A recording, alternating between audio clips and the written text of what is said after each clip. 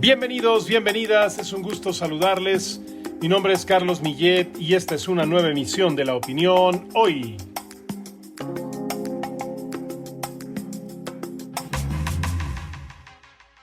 El presidente de México, Andrés Manuel López Obrador, pidió este martes en la cumbre de la Comunidad de Estados Latinoamericanos y Caribeños que se sumen a su denuncia contra Ecuador en la Corte Internacional de Justicia tras el asalto a la embajada mexicana en Quito.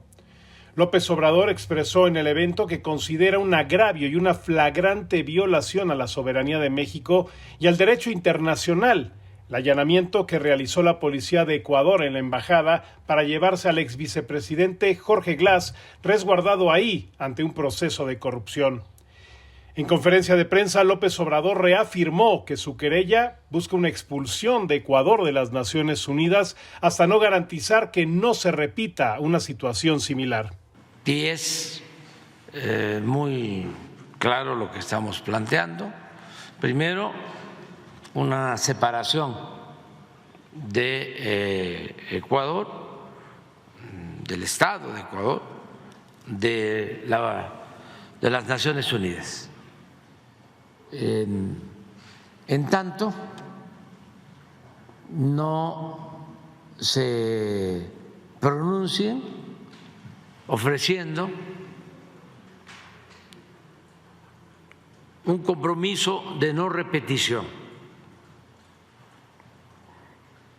la aceptación de que violaron nuestra soberanía. El mandatario mexicano también aseguró muy a su manera que las Naciones Unidas deben tomar cartas en el asunto a como dé lugar. Porque si no se actúa así, la ONU va a quedar como un florero. El reclamo de López Obrador se fundamenta en infracciones graves al derecho internacional, específicamente refiriéndose a la Convención de Viena sobre Relaciones Diplomáticas, la cual subraya la inviolabilidad de las sedes diplomáticas y la obligación de los estados de garantizar su protección. Estás escuchando La Opinión Hoy, un podcast que hacemos los periodistas de La Opinión cada mañana de lunes a viernes. Si te gusta, suscríbete por favor en tu servicio favorito de podcast. Bienvenidos a La Opinión Hoy, mi nombre es Diana Gutiérrez Aguirre y es momento de la ronda política. Araceli, muy buenos días. Hoy vamos a hablar de un par de temas, pero principalmente hablaremos sobre Javier Becerra. Me parece que está buscando ser gobernador en el 2027 de California, pero ¿tú qué nos puedes contar sobre esto?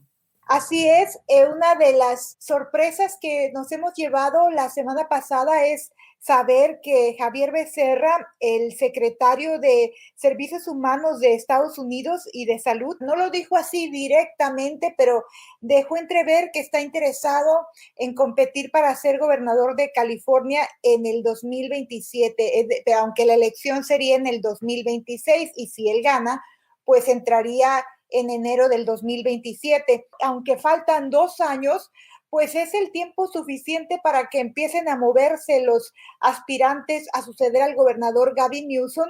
Y además creo que lo importante es de que se ha dicho que él podría, una vez que pase la elección de noviembre en la que el presidente Biden está tratando de reelegirse, que el secretario Javier Becerra estaría pensando en dejar su cargo para regresar a California porque extraña su estado y bueno, aunque no lo dice directamente, pero pues sí podría ser un candidato a la gubernatura de California y es hasta ahorita el único latino, no lo ha dicho directamente, pero que suena fuertemente para ser candidato a gobernador porque los que ya andan en campaña prácticamente y los que ya se apuntaron no son latinos. Está la vicegobernadora Eleni Koulanakis, que es de origen griego, el superintendente de educación Tony Turmon, que es afroamericano, aunque no recuerdo si su padre o su madre son de Panamá, y también está la excontralora Betty Yee, de origen asiático,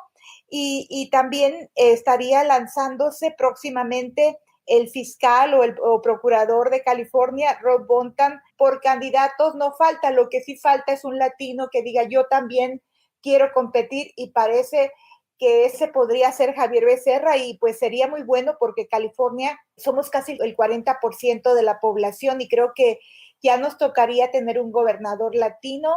Javier Becerra es hijo de inmigrantes mexicanos, nació en Sacramento, pero parte de su carrera la hizo en Los Ángeles, por lo que es muy conocido en la urbe angelina. Es parte de cómo se empiezan a mover las sillas, ¿no?, rumbo a la elección para gobernador de California en 2 años. Y seguro irán saliendo más propuestas y bueno, iremos viendo cuál sería la mejor para la población de California. Araceli, me gustaría que platiquemos ahora sobre el presupuesto que quieren ampliar para el Comité de Ética.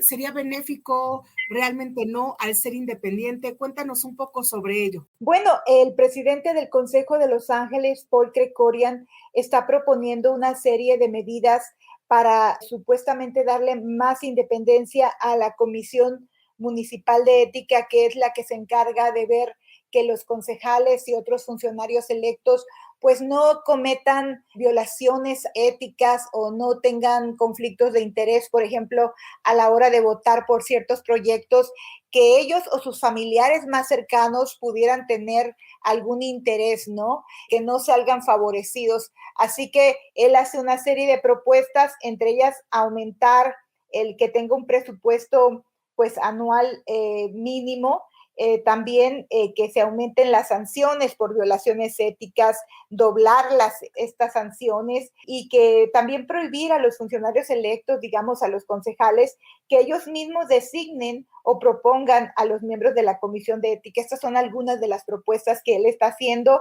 Creo que va a ser muy interesante ver si avanza, pero quizá la duda que a mí me queda y a mucha gente es si realmente esto se aprueba, si la comisión va a ser realmente independiente, porque que al final no esté a disposición del presidente del consejo, de la alcaldesa, o que no se use para revanchismos políticos, que realmente sea una comisión de ética. Pero creo que es un buen camino, un buen principio para darle independencia, pero nos preocupa que a la hora de la hora realmente no sea tan independiente como quisiéramos y sigamos viendo esos conflictos de interés que vemos con frecuencia. Quedará a esperar a que esto no pase y que sea todo, ahora sí que como dicen por ahí, por la derecha.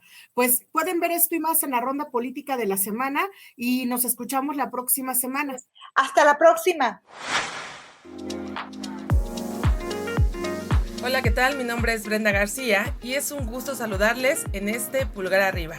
Hoy les cuento que un equipo de investigadores de la Universidad de Granada, del Instituto de Investigación Biosanitaria de Granada y de la Unidad de Excelencia Modeling Nature from Nano to Macro, ha desarrollado un nuevo método que permitiría mejorar la detección temprana del tipo de cáncer de piel más agresivo. Se trata del melanoma maligno, un tipo de cáncer de piel que afecta a los melanocitos de la piel. Su incidencia ha aumentado de forma significativa en las últimas décadas y la tasa de mortalidad es más elevada cuando la enfermedad se encuentra en una etapa avanzada.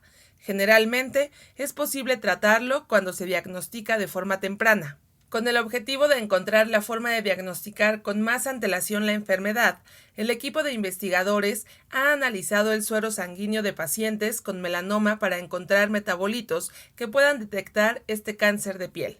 Han usado una técnica que recibe el nombre de metabolómica no dirigida.